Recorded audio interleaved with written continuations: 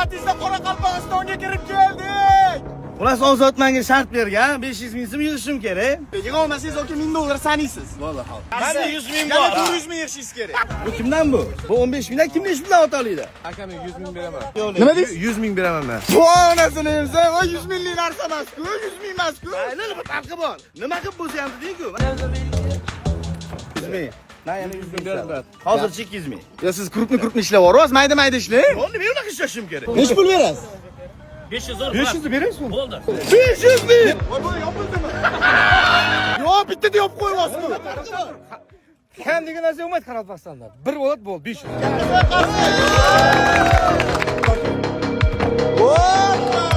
Короче, mana Gap yo'q ekan. 500 ming akamlarning o'zlari yopdilar. Aka, baraka toping.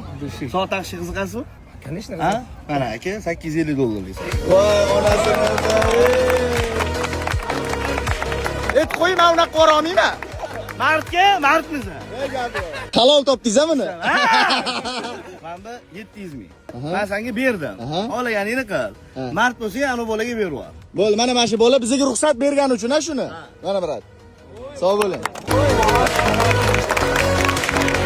Menga bir narsa beringlar. Senga shart beramiz inshaalloh. Ertaga Xorazm Urganchga borganda shartni bajarasan. Kommentariyaga yozishsin, nima shart bering. Men bajardim-ku, to'g'rimi?